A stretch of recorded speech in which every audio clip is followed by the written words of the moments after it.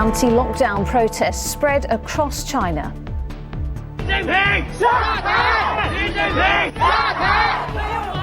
Demonstrators openly called for President Xi to step down as the country continues to enforce a strict zero-COVID policy. Also tonight. Police say the fatal stabbings of two 16-year-old boys just a mile apart in southeast London are linked. As Britain braces for more strikes this winter, the Transport Secretary rules out public sector pay rises in line with inflation and... Whipped in. Oh, it's gone in this time. Another shock result at the World Cup. One of the favourites, Belgium, are beaten by Morocco.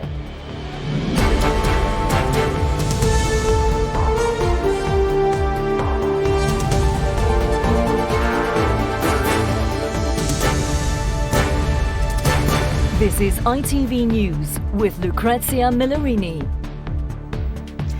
Good evening. China's anti-government protests sparked by a fatal fire and now fanned by anger over COVID restrictions appear to be spreading to more and more cities. Thousands of people are once again on the streets tonight, angry at draconian measures aimed at restricting the spread of the virus. Some were filmed calling for the removal of President Xi Jinping in a country where protests are rarely allowed to take place. Martin Stew reports. After days of protests against locally enforced lockdowns, crowds turned on China's national president. Xi Jinping stepped down, they chanted in Shanghai. Whilst in Wuhan, unverified videos appear to show anger at restrictions boiling over. Gates symbolically smashed open. Those in the country say tensions are mounting.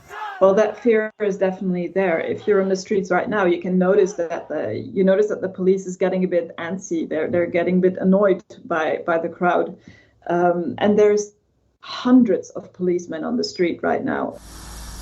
China is the last major country still clinging to a zero-COVID policy. It's impacting them economically, but with sluggish vaccine take-up, almost no herd immunity, and case numbers the highest they've ever recorded, the government is holding firm. After 3 years of restrictions, some people have had enough. The risk of arrest and severe punishment, unable to stop thousands directly questioning the Communist Party's rule. They won't succeed in the short term. These demonstrations will be crushed, but the whole of China will know about it, and the whole world knows about it. So Xi Jinping's position now is dramatically different to what it was 24 hours ago.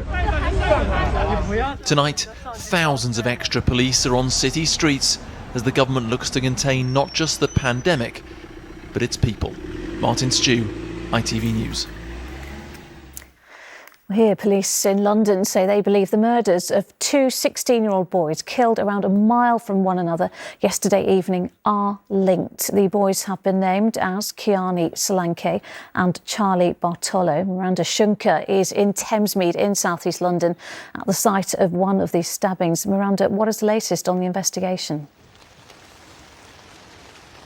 Well, tonight the atmosphere here is quite tense as more police pour in to maintain calm in this local area. Forensic officers have been gathering evidence all day long as groups of young boys have been coming along to lay flowers, still very much in shock just 24 hours after this double murder. Now, it was around 5 o'clock yesterday when police received reports that two teenagers had been stabbed, one here in Thamesmead and one just a mile away in Abbey Wood. The air ambulance was called, but sadly they couldn't be saved. As you say, they were named as Kiani Solanke and Charlie Bartolo, just 16 years old. The families were informed immediately, and now the police are linking these two incidents, and they want to get the answers now from the local community. I'm appealing for any witnesses who may have seen either incident. I'm also interested in speaking with those who knew Charlie and Kiani and might be able to offer some information or insight into these senseless killings. Well, detectives want to hear from anyone who saw a dark-coloured SUV vehicle with distinctive silver roof bars over the last few days in both of those two areas. Meanwhile, tonight, two families are mourning the loss of two teenagers and are being supported by specialist officers as this investigation here continues. All right, Miranda, thank you. Police say a man whose body was found in a street in Wigan had been shot and attacked with acid. 38-year-old Liam Smith was found dead on Thursday evening, covered in potentially hazardous substances. Greater Manchester Police said there was no threat or risk to the public. Dozens of asylum seekers are now thought to have contracted the highly contagious disease diphtheria. It comes after it was linked to the death of a man at the Manston Processing Centre. The Transport Secretary says public sector pay rises in line with inflation are unaffordable. It sets up the prospect of protracted strikes, particularly on the rails this winter. Well, Catherine Sampson is at King's Cross Station in central London. Catherine, that would not be welcomed by rail users, would it? No, but Mark Harper did seem hopeful when I spoke to him earlier this morning that strike action could still be stopped ahead of Christmas. Now, as Transport Secretary, he has taken a more constructive approach to the rail unions than his predecessor, Grant Shapps. You know, earlier this week he met with Mick Lynch from the RMT. But Mr Harper is saying, in his words, he does not have a bottomless pit of taxpayers' money to meet demands, and he's insisting there is still a deal there to be done between the unions and employers. What I want to try and do is do what I can to encourage them to hammer out the details they need to do on the reforms that we need to see in the way the rail industry is run, the way the workforces are run. That frees up the savings then that will enable those companies to make a pay offer to the workers, and then I hope we can end the dispute. Well, train drivers, of course, walked out for one day yesterday. There's 8 more days of action planned across December and January. If there isn't a deal within the course of this week, I think we're going to see as passengers disruption on the railways in the run-up to Christmas regardless, because the rail companies will struggle to adjust their timetables. All right, Catherine, thank you. The body of a young girl has been found by rescuers searching for survivors following a huge mudslide on the Italian island of Ischia. 2 people are known to have died, with another 10 still missing following the landslide caused by heavy rain. Callum Watkinson has the latest. The mud that swept down from Ischia's mountains was confirmed to have claimed a second victim today after the body of a child was found in her family's home. The landslide followed the island's heaviest rainfall in 20 years, and fire crews are still searching for 10 people. This woman described a gushing flood and running from her home with her children in the dark. Cars were washed into the sea, and so there too went the search teams. In Rome, the Pope asked the Sunday crowds at the Vatican to remember the victims of the landslide in their prayers, and a state of emergency was declared on the island, with millions of euros promised in aid. 160 people are now homeless in the tiny port town of Casamicciola, and this search continues in the knowledge there are more children amongst the missing. Callum Watkinson, ITV News. Well, it's been another day of upsets at the World Cup in Qatar. This time it was Belgium, one of the favourites to take home the cup, falling foul to Morocco, while Japan lost to Costa Rica. Chris Scudder was watching. Morocco's finest World Cup moment. It's rapidly turning into one of the greatest World Cups for sure. Asian and African fans celebrating wildly as the best laid plans of fancied teams go west in the Middle East. First Argentina, then Germany, now the team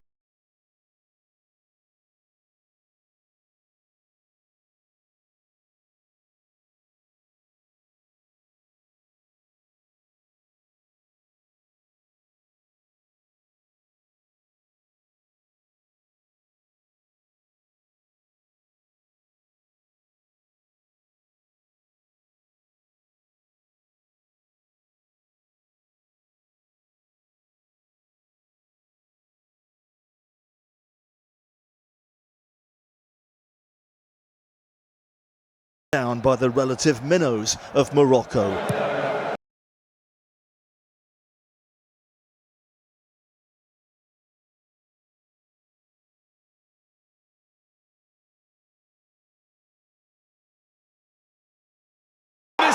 Not many saw this coming. Thibaut Courtois certainly didn't. One of the world's best goalkeepers left floundering as the Moroccans took a shock lead.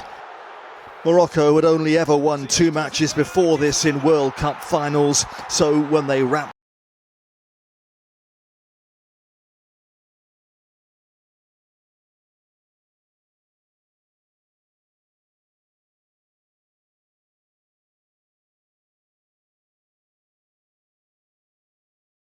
up the match with a second goal to go top of the group, the celebrations went stratospheric.